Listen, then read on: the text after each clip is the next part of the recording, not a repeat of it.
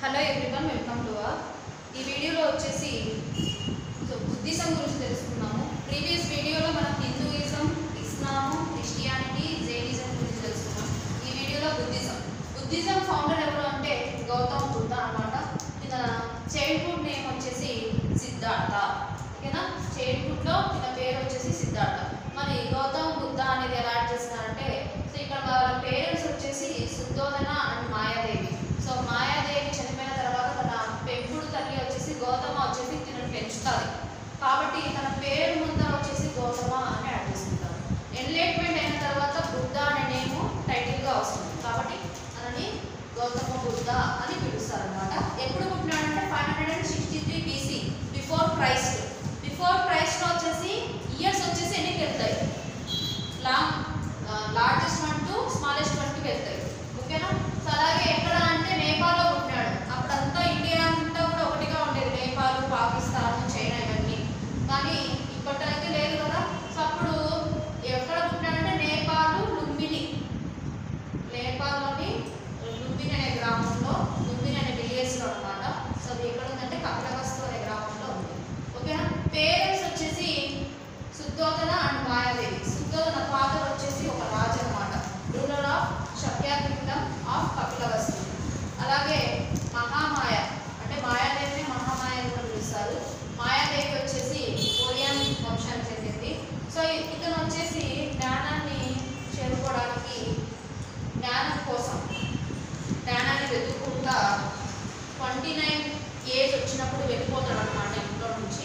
ఇంట్లో నుంచి వెళ్ళిపోయిన తర్వాత ఎప్పుడు తనకి జ్ఞానోదయం అవుతాడంటే ఎట్ ద ఏజ్ ఆఫ్ 35 అనమాట. వీళ్ళ యొక్క సో గౌతమ బుద్ధ యొక్క వైఫ్ ఎవరంటే యశోధర, సన్ ఎవరంటే రాహు. సో దీనికి జ్ఞానోదయం వచ్చేసి ఎక్కడ అవుతుంది అంటే, జ్ఞానోదయం అంటే నాలెడ్జ్ ఎక్కడ అవుతుంది అంటే పీపల్ ట్రీ దగ్గర. ఓకేనా. పీపల్ ట్రీ అంటే రావి చెట్టు కింద. సో ఓవరాల్గా తను ఒక 49 days వచ్చేసి యోగా చేస్తాడు, మెడిటేషన్ చేస్తాడు. 49 days వచ్చేసి మెడిటేషన్ చేస్తాడు.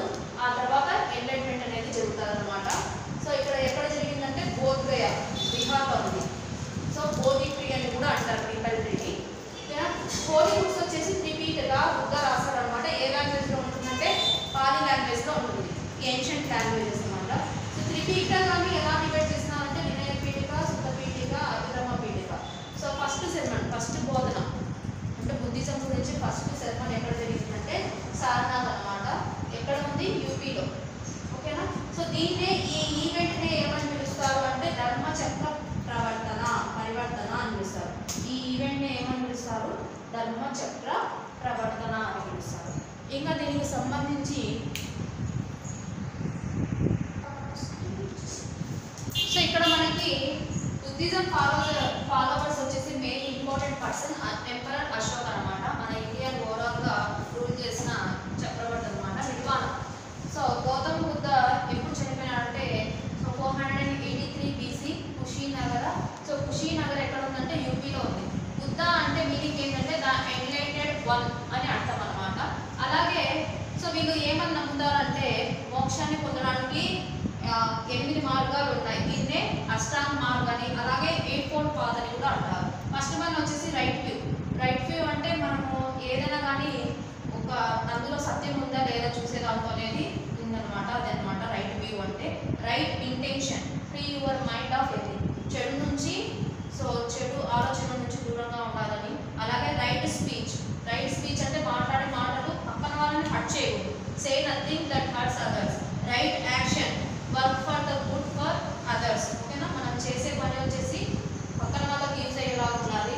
అలాగే రైట్ లైవ్లీహుడ్, సరైన జీవితం అన్నమాట. రైట్ ఎఫర్ట్స్ అంటే కష్టపడేది కరెక్ట్గా ఉండాలి. అలాగే రైట్ కాన్సన్ట్రేషన్ అనేది పెట్టాలి దేని మీద.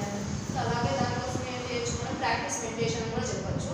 రైట్ మైండ్ఫుల్నెస్ అంటే కంట్రోల్ యువర్ థాట్స్, ఆలోచనని కంట్రోల్ చేసుకోవాలి. ఇవి బుద్ధిజం సంబంధించి 8-fold పాత్ అనమాట.